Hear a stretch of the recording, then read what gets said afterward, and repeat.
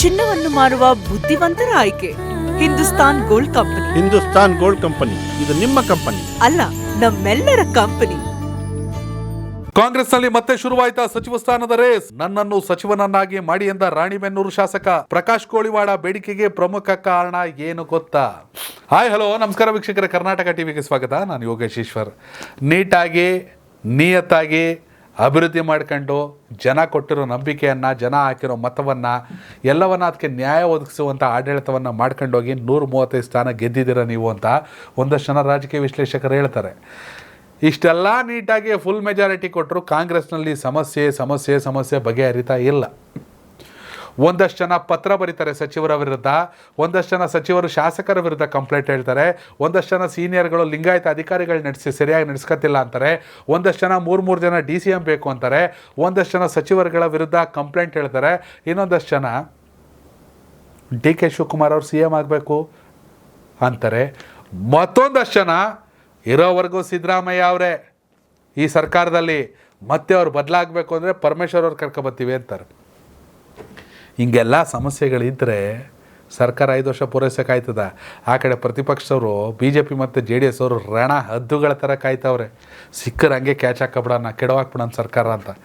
ಇದ್ರ ಮಧ್ಯೆ ರಾಣಿಬೆನ್ನೂರಿನ ಕಾಂಗ್ರೆಸ್ ಶಾಸಕರಾಗಿರುವಂತಹ ಪ್ರಕಾಶ್ ಕೋಳಿವಾಡ ನನಗೂ ಸಚಿವ ಸ್ಥಾನ ಬೇಕು ಅಂತ ಹೇಳವ್ರೆ. ನಾನು ಯಾರಿಗೆ ಕಡಿಮೆ? ಬರೀ ಸಚಿವರ ಕ್ಷೇತ್ರಗಳನ್ನು ಮಾತ್ರ ಅಭಿವೃದ್ಧಿ ಮಾಡ್ತೀರಾ, ಬರೀ ಸಚಿವರ ಕ್ಷೇತ್ರಗಳಿಗೆ ಮಾತ್ರ ಅನುದಾನವನ್ನು ಕೊಡ್ತೀರಾ ಅನ್ನೋದಾದರೆ ನನ್ನ ಮಿನಿಸ್ಟ್ರು ಮಾಡಿ ಅಂದವ್ರೆ.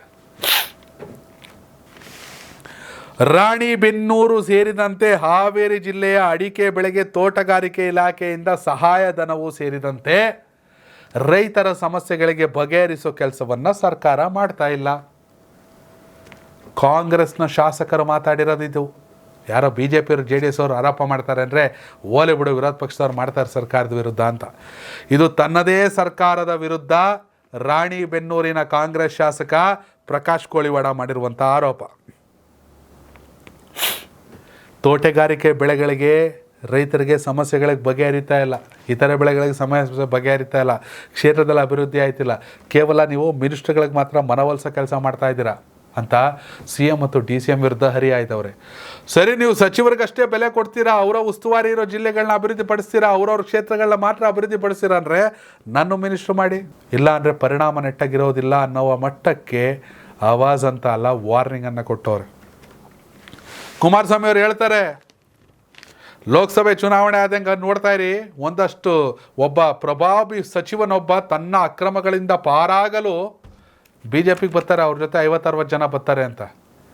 ಕುಮಾರಸ್ವಾಮಿ ಅವರು ಹೇಳಿದ್ದನ್ನ ನಂಬ್ಕೋಬೇಕು ಅಂದರೆ 50-60ರಲ್ಲಿ ಇಂಥವ್ರು ಇರ್ತಾರೆ ಅಂತ. ಕುಮಾರಸ್ವಾಮಿ ಅವ್ರು ಹೇಳಿದ್ದು ನಿಜ ಅನ್ನೋದಾದರೆ, ಇಲ್ಲಾಂದ್ರೆ ಇಲ್ಲ. ವೀಕ್ಷಕರೇ, ಕಾಂಗ್ರೆಸ್ ಸರ್ಕಾರದಲ್ಲಿ ಜನ ಪ್ರಚಂಡ ಬಹುಮತವನ್ನು ಕೊಟ್ಟಿದ್ದರೂ ಕೂಡ ಎಲ್ಲವೂ ಸರಿ ಇಲ್ಲ. ಒಂದಷ್ಟು ಜನಕ್ಕೆ ಬೇಸರ ಇದೆ, ಒಂದಷ್ಟು ಜನಕ್ಕೆ ಅವಮಾನ ಇದೆ, ಒಂದಷ್ಟು ಜನಕ್ಕೆ ಬಣ ಬಡಿದಾಟ ಇದೆ. ಇವೆಲ್ಲವನ್ನು ಸರ್ಕಾರ ಹೇಗೆ ನಿಭಾಯಿಸ್ಕೊಂಡು ಹೋಗುತ್ತೆ?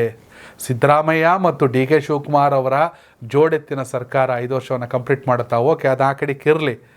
ಲೋಕಸಭಾ ಚುನಾವಣೆಯಲ್ಲಿ 28 ಲೋಕಸಭಾ ಕ್ಷೇತ್ರಗಳಲ್ಲಿ ಕರ್ನಾಟಕದಲ್ಲಿ ಯಾವ ಪಕ್ಷಕ್ಕೆ ಎಷ್ಟು ಸ್ಥಾನ? ನಿಮ್ಮ ಅಭಿಪ್ರಾಯ ಕಾಮೆಂಟ್ ಮಾಡಿ. ಧನ್ಯವಾದಗಳು.